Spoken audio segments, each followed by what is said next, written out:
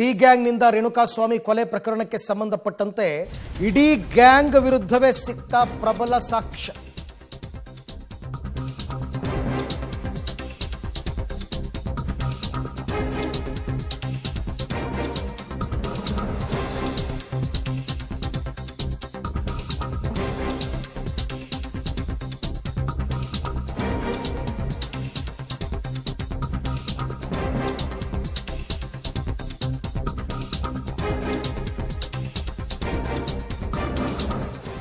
ಸ್ಫೂರ್ತಿ ದರ್ಶನ್ ಜೊತೆ ಬುಲ್ಬುಲ್ ಸಿನಿಮಾದಲ್ಲಿ ನಟಿಸಿದ್ದಂತಹ ನಟಿ.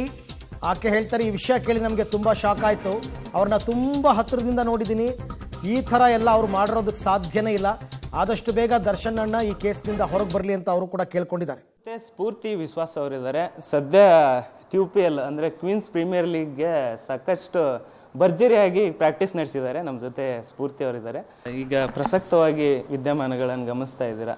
ಕನ್ನಡ ಚಿತ್ರರಂಗದಲ್ಲಿ ಆದಂಥ ಬದಲಾವಣೆ, ನಟ ದರ್ಶನ್ ಅವರು ಈ ರೇಣುಕಾಸ್ವಾಮಿ ಕೊಲೆ ಪ್ರಕರಣದಲ್ಲಿ ಜೈಲು ಸೇರಿದ್ದಾರೆ. ಸೊ ಈ ಒಂದು ಘಟನೆ ಬಗ್ಗೆ ಏನು ಹೇಳಕ್ಕೆ ಇಷ್ಟಪಡ್ತೀರಾ? ಸರ್, ಇದು ಬಹಳ ಸೆನ್ಸಿಟಿವ್ ವಿಷಯ. ಸೊ ಒಂದು ಜವಾಬ್ದಾರಿಯಿಂದ ಮಾತಾಡಬೇಕಾಗತ್ತೆ. ಆ್ಯಂಡ್ ನಾನು ದರ್ಶನನ ಭೇಟಿ ಮಾಡಿದ್ದು ಬುಲ್ಬುಲ್ ಸಮಯದಲ್ಲಿ. ಆಗ ಪರಿಚಯ ಆಗಿದ್ದು, ಅವರು ಒಬ್ಬರು ಪರಿಚಯ ಆದವ್ರನ್ನ ಎಷ್ಟು ಪ್ರೀತಿಯಿಂದ ನೋಡ್ಕೋತಾರೆ ಅಂತಂದರೆ, ಅಂದರೆ ನನ್ನನ್ನು ಅವ್ರ ಸ್ವಂತ ತಂಗಿ ಥರ ನೋಡ್ಕೊತಾ ಇದ್ರು. ಅದಂತೂ ಬಹುಶಃ ಎಷ್ಟೊಂದು ಜನಕ್ಕೆ ಗೊತ್ತು. ಆ್ಯಂಡ್ ನಾನು ಅವ್ರ ಮನೆಯಲ್ಲಿ ತುಂಬ ದಿನ ಊಟ ಮಾಡಿದ್ದೀನಿ. ಆ್ಯಂಡ್ ನಾನು ಬರ್ತಾಯಿದ್ದೀನಿ ಅಂದರೆ ಅವ್ರು ಸ್ಪೆಷಲಾಗಿ ಒಂದು ಏನಂತಾರೆ, ಮನೇಲಿ ಯಾರನ್ನಾದ್ರೂ ಕರೆಸಿ ನನಗೇನು ಇಷ್ಟ ಅದನ್ನು ಏನಪ್ಪಿ ಏನು ಬೇಕು ಏನು ಇಷ್ಟ ಏನು ತಿಂತೀಯ ಅಂತ ಕರೆಸಿ ಅಡುಗೆ ಮಾಡ್ತಿದ್ದವರು.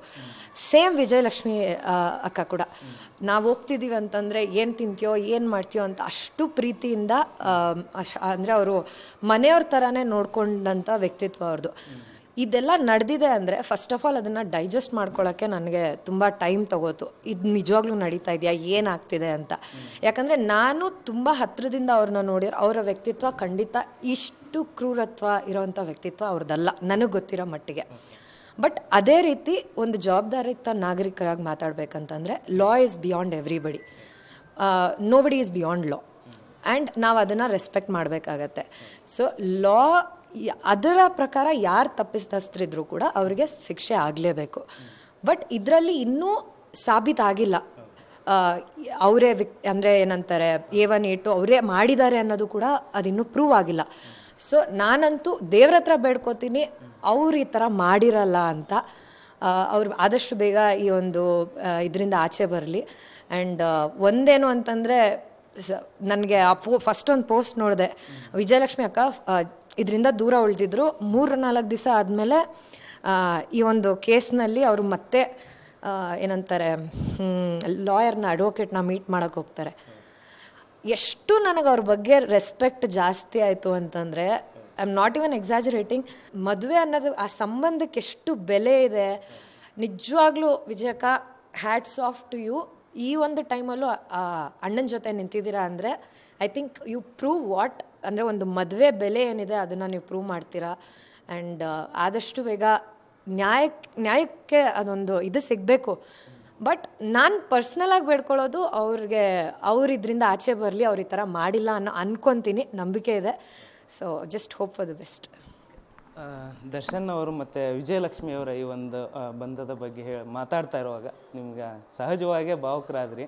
ಯಾಕಂದರೆ ಚಿತ್ರರಂಗ ಅಷ್ಟೇ ಅಲ್ಲ, ಅದನ್ನು ಹೊರತುಪಡಿಸಿ ನೀವು ಕುಟುಂಬಸ್ಥರಲ್ಲಿ ಒಬ್ಬರಾಗಿದ್ರಿ. ನೀವಾಗಲಿ, ವಿಶ್ವಾಸ ಅವರು, ನಿಮ್ಮ ಮದುವೆಗೂ ಕೂಡ ದರ್ಶನ್ ಸರ್ ಬಂದಿದ್ದರು ಅವತ್ತಿನ ದಿನದಲ್ಲಿ 10 ವರ್ಷದ ಹಿಂದೆ. ದರ್ಶನ್ ಅವರು ಅವತ್ತು ಸೊ ಎಕ್ಸಾಕ್ಟ್ಲಿ 10 years ಆಯಿತು. ನಾನು 2014 ನಾನು ವಿಶ್ವಾಸ್ ಮದುವೆ ಆಗಿದ್ದು. ಅದೇ ಟೈಮಿಗೆ ಬುಲ್ಬುಲ್ ಮುಗ್ದಿತ್ತು.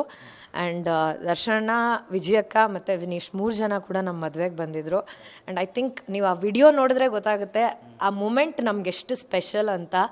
ಯಾಕಂದರೆ ಅವರು ಒಂದು ದೊಡ್ಡ ಸ್ಟಾರ್ ಆಗಿ ಬರಲಿಲ್ಲ. ಆ್ಯಕ್ಚುಲಿ ಬರೀ ಮದುವೆಗಲ್ಲ, ನನ್ನ ಮಗು ಹುಟ್ಟಿದ ಹಾಸ್ಪಿಟ್ಲಿಗೆ ಬಂದು ನೆಕ್ಸ್ಟ್ ಡೇ ಅಪ್ಪಿ ಬರ್ತೀನಿ ಅಂದ್ಬಿಟ್ಟು ನನ್ನ ಮಗುನ ಬಂದು ನೋಡಿದರು ದರ್ಶನ. ಸೊ ಅದನ್ನು ನಾವು ಯಾವತ್ತೂ ಮರೆಯೋಕ್ಕಾಗಲ್ಲ. ಆ ವಿಡಿಯೋ ನೋಡಿದ್ರೇ ಗೊತ್ತಾಗುತ್ತೆ ನನಗೆ ವಿಶ್ವಗೆ ಎಷ್ಟು ಖುಷಿ ಆಯಿತು ಅಂತ. ಸೊ ಅವ್ರು ನಮ್ಮನ್ನು ಅಷ್ಟೇ ಚೆನ್ನಾಗಿ ನೋಡ್ಕೊತಾ ಇದ್ರು. ಫೈನಲಿ ಈ ಪ್ರಕರಣದಿಂದ ದರ್ಶನ್ ಅವರು ಆಚೆ ಬರ್ತಾರಂತ ನಿಮ್ಗೆ ಅನಿಸ್ತಾ ಇದೆ ಹೇಗೆ ಅಂತ? ಸರ್, ತಪ್ಪು ಮಾಡಿಲ್ಲ ಅಂದರೆ ಖಂಡಿತ ಅವ್ರಿಗೆ ಜಯ ಸಿಗಲೇಬೇಕು. ನಾನು ಮೊದಲೇ ಹೇಳಿದ ಹಾಗೆ nobody is beyond law. So law ಏನು ಇದಾಗಿರುತ್ತೆ, ಅವ್ರು ತಪ್ಪು ಮಾಡಿದರೆ ತಪ್ಪು ಮಾಡಿರೋರ್ಗೆ ಶಿಕ್ಷೆ ಆಗಲೇಬೇಕು. ತಪ್ಪು ಮಾಡಿಲ್ಲ ಅಂದರೆ ಅವ್ರು ಆಚೆ ಬರಲಿ, ಅವರು ಮತ್ತೆ ನಮ್ಮ ಕನ್ನಡ ಚಿತ್ರರಂಗನ ಆಳಲಿ, ಅವ್ರು ಯಾವತ್ತಿದ್ರೂ ರಾಜಾನೇ ನಮ್ಮ ಕನ್ನಡ ಚಿತ್ರರಂಗಕ್ಕೆ. ಅವ್ರು ಬಂದಷ್ಟು ನಮ್ಮ ಚಿತ್ರರಂಗ ಬೆಳೆಯುತ್ತೆ. ಅವ್ರ ಸಿನಿಮಾ ರಿಲೀಸ್ ಆದಾಗ ಇರುವಂಥ ಹೈಪು ನಮ್ಮ ಕರ್ನಾಟಕದಲ್ಲಿ ಯಾರಿಗೂ ಇರಲ್ಲ. ಸೊ ನಮ್ಮ ಕನ್ನಡ ಚಿತ್ರರಂಗಕ್ಕೆ ಅವ್ರ ಅವಶ್ಯಕತೆ ಇದೆ. ಸೊ ಅವರು ವಾಪಸ್ ಬರಲಿ, ಅವ್ರು ಈ ಥರ ಏನೂ ಮಾಡದೇ ಇರಲಿ ಅಂತ ನಾನು ದೇವ್ರ ಹತ್ರ ಬೇಡ್ಕೋತೀನಿ. ಥ್ಯಾಂಕ್ ಯು, ನಮಸ್ತೆ, ಆಲ್ ದ ಬೆಸ್ಟ್. ಇದಿಷ್ಟು ನಟಿ ಸ್ಫೂರ್ತಿ ಅವರ ಮಾತಾಗಿತ್ತು. ಕ್ಯಾಮ್ರಾ ಪರ್ಸನ್ ಮಂಜು ಜೊತೆ ಧನು ಎಲ್ಗಾಜ್, ಪಬ್ಲಿಕ್ ಟಿವಿ, ಬೆಂಗಳೂರು.